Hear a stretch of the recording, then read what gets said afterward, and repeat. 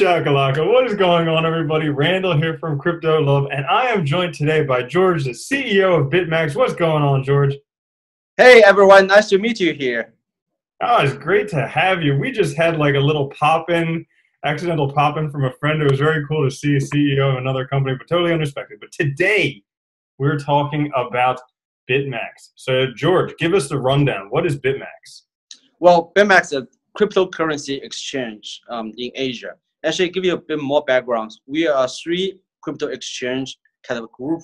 So our Asian arm is Bitmax, and we do have two North American arm. They're called GDM. They're not launched yet, but it's on schedule. So we'll pretty much launch our Canadian exchange 2 months from now, and the US arm half year from now. So we are three exchange group. Yes. Cool. And so how is Bitmax different from other exchanges that are already out there?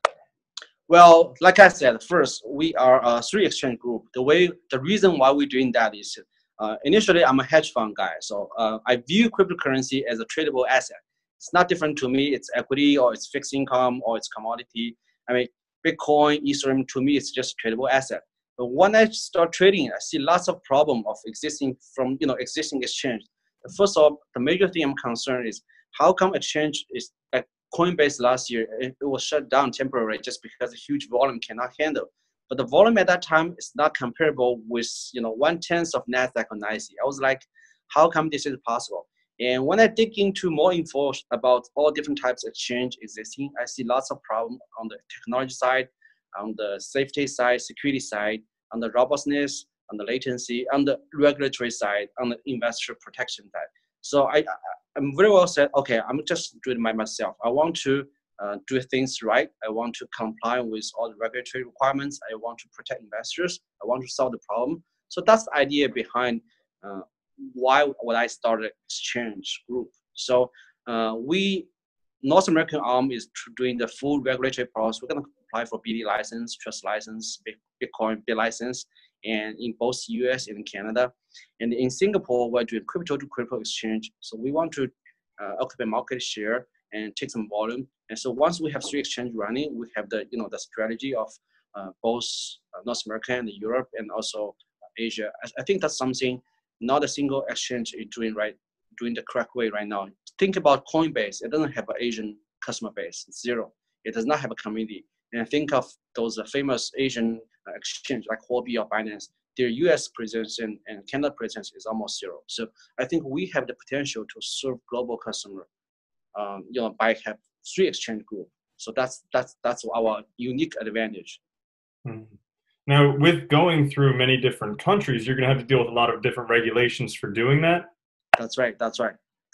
So the US is the leader in the regulatory path. I mean, many countries will follow SEC. So what we do is we want to apply for the US regulatory first. Once we get US BD license, we get a US ATS license. So the rest will be relatively easy for us.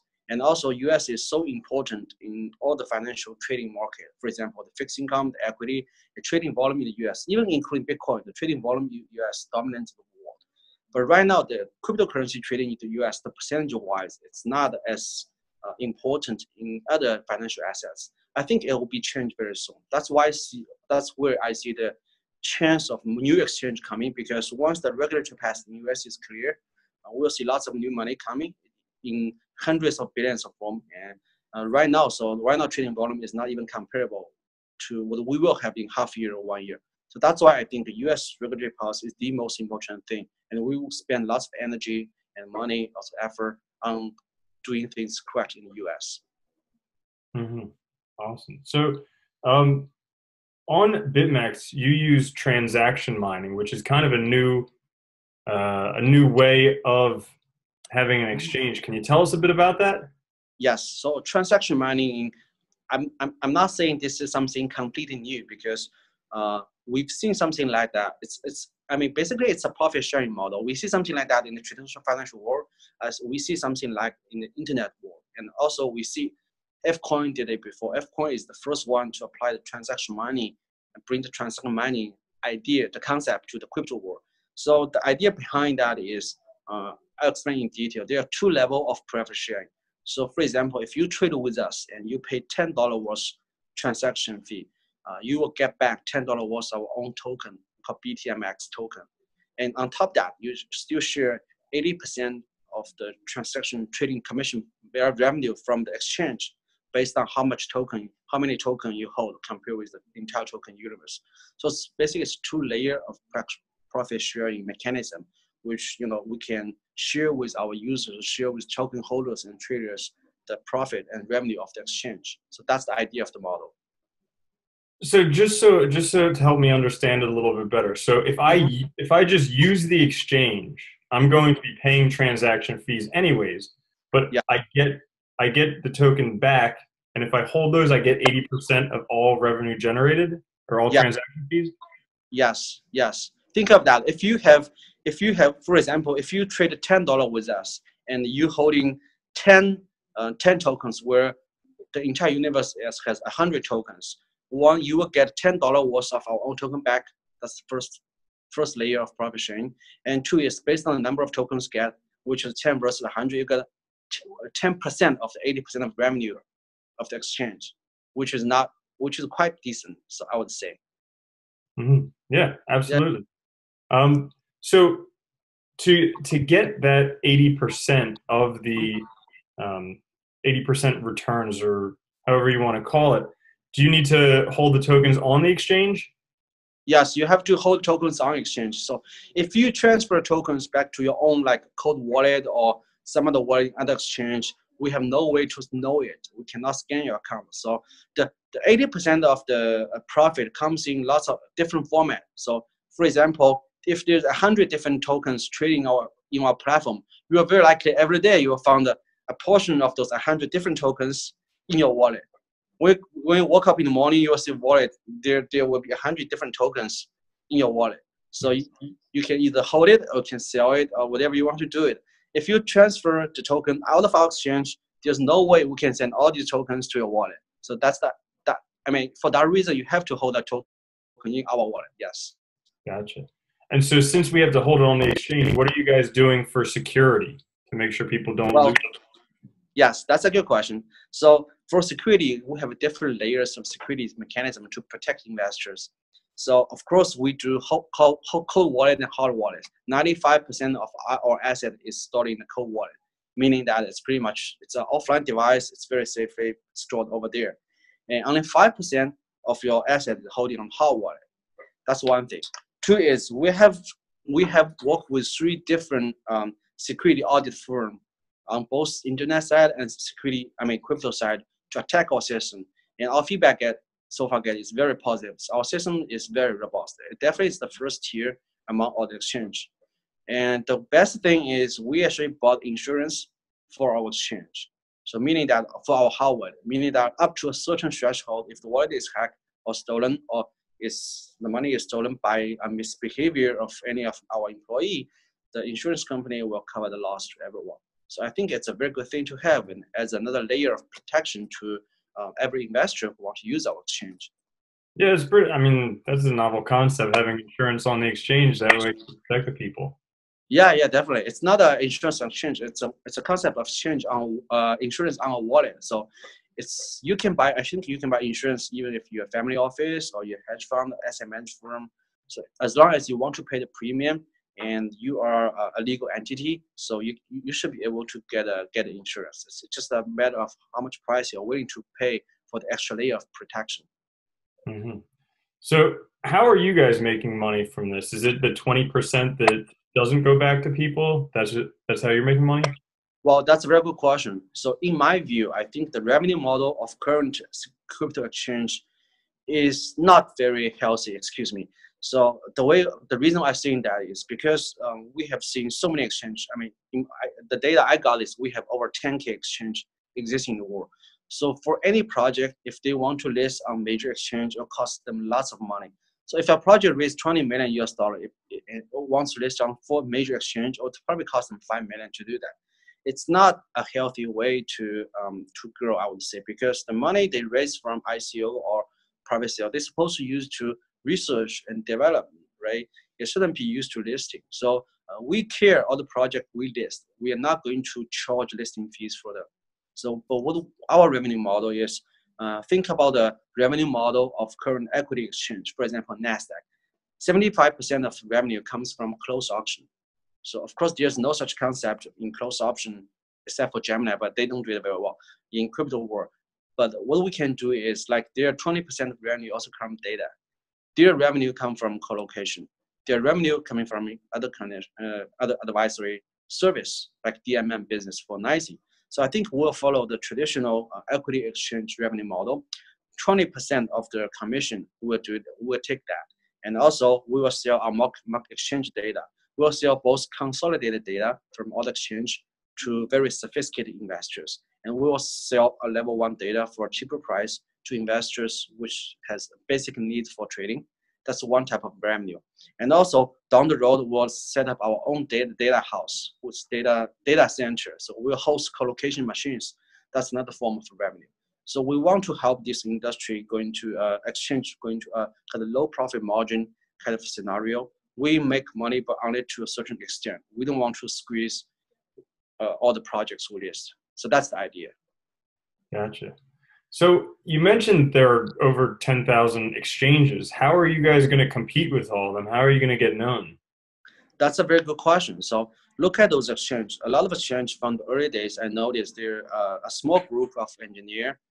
They just put up some, probably they can do it just in a basement and put it on exchange. So the basic concept behind match engine and wallet management is pretty simple. If you have 3 very good engineers, you can probably finish in I would say 2 or 3 weeks. You can have a live exchange. So that's how it works in the previous, I would say, until last year. But the problem is, if you are talking about an exchange matching system over 100K TPS per second, that's a total different layer of concept. That's one thing. 2 is, if you're talking about customer protection, and you need to have your oath reporting system, you need to have your trading surveillance system in place in your trading system. That takes a totally different level of knowledge and experience. So the reason why I say we are so different, because I don't see anybody in the exchange space have the same background as us. Most of our engineer developers coming from Wall Street Exchange and high frequency trading firms, we're very familiar with those trading software design, especially huge volume trading software design. We know how to parallel them. We know how to do things right. We know how to present to SEC or FINRA if there's audit going on. So that being said, we're in a very unique position in the exchange space in terms of technology side. And 2 is many exchange there, they actually don't have a target audience. So for example, like I said, Coinbase basically targeting clients in United States, while Huobi and other Chinese-based exchange target audience clients in Asia. But we want to be in the spot and build a bridge between US and North America and European countries and also Asian countries. And we want to build a bridge between Wall Street and the crypto world. So that's our unique position. Mm-hmm. Yeah. Gotcha. All right. So let's see. So, do you guys have an exchange available now that people can go and trade on? Yes? Yes. We are online, bitmax.io. That's our website. You can go there and you can start trading. Yes. And roughly how many trading pairs are available on there, or how many tokens are listed? And then are you getting more in the future, and when? Well, that's a very good question. So we have 8 tokens available right now. So about 15 trading pairs available. We will onboarding lots of new projects, but we have very high standard on what type of project we listing. Like I said, we do not charge a listing fee, so there's no incentive for us to charge list I would say average projects. We only want to list very quality project. So there are 5 different aspects we want to evaluate before we want to list a project: the team, the technology, the community, the vision, and the level of support they get. So these are 5 different things we want to value, and also the current trading volume and market cap.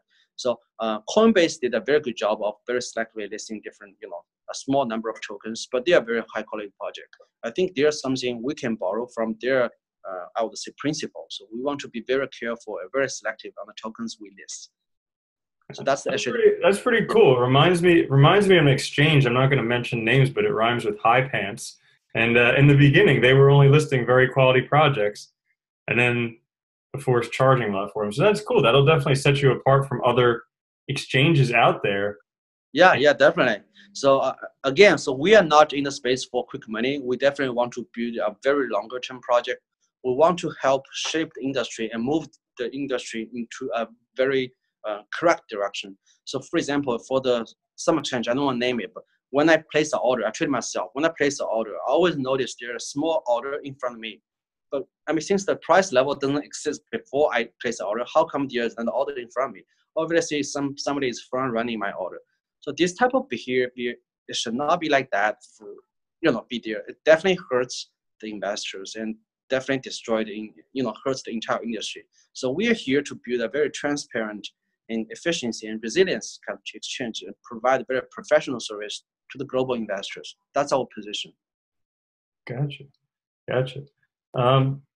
So what have you got upcoming? Like, what are you guys working on? Well, there are a couple of very cool things we are working on. So on the technology side, we're preparing for the mining to come in, the mining to go launch. So once mining go live, we're expecting somewhere around 200K TPS to 500K TPS per second. That's a huge volume. So we are testing our software, testing our system to make sure we can handle that properly. So lots of mining exchange crashed down in the first minute they start trading. That's because they haven't did a thorough job of testing the framework. So what we're doing is we have 40 servers. We're testing one by one, and we're doing also group tests. We're testing every single component of our system, and we test the integrity system. So we want to make sure we handle that type of volume. And also on the business side, we have 4 upcoming summits/meetup planned in next 2 months globally. We'll go to Berlin, we'll go to Taipei, we'll go to Sydney, we'll go to India, we'll go to Korea and Singapore. So we go to different places. We meet with our people, investors, and people who are interested in our exchange offline. We share with them our cultures. And also there's one very exciting project going on. So we started recruiting interns from the global. So meaning that we'll fly, if you are qualified for an internship with us, we'll very much fly you over to our headquarters in New York City. So spend 2 weeks, a month with our team to learn about our culture, to learn about how Wall Street view cryptocurrency, and learn about the crypto space. So we will have a very diversified intern team to spend a very fun month with our team.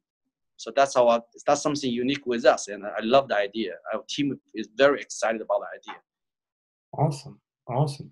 So one thing that I am curious about, so as a growing exchange, sometimes there are issues with liquidity on the exchange. So have you experienced anything like that? And if so, what are you doing for it? Yes, that's a very good question. So if you notice the first 3 days of our exchange launch, there are very few liquidity in our exchange. The reason being that is our API is not ready at that time. So we work with many institutions, we work with many market makers, we work with many different crypto funds. So 3 days after we go live, we open our API, and you will see our trading volume like spike up. So right now, I would say our depth of book and the trading volume is very healthy in early stage compared with other exchange in the early stage. We got decent volume, we got very tight spread. And given that we have not yet started mining, so we're very happy where we are right now. It's all organic volume from investors of the global world. And also by people trading our exchange, we actually collect almost like 80 feedbacks from the community users. And we made like 40 plus improvements over past week, and we can keep improving. So that's something also I want to personally thank you to all community members, to all people who give us very, very nice suggestions. We are working on that. We want to make everyone happy. Thank you very much. Cool. So anything else you'd like to mention in this interview? Anything else we didn't cover? Well, I think that's pretty much it. And also we're aggressively hiring. So if you're interested in our project, if you want to make the entire crypto world healthy and stronger, so you're very welcome to send us a resume to support@bitmax.io. Yeah, awesome. Let's make it happen. Thanks. Yeah, be involved in one of the next upcoming exchanges. Yes, definitely. Well, George, it's been a pleasure. Thank you so much for joining us. My pleasure. Thank you. Peace.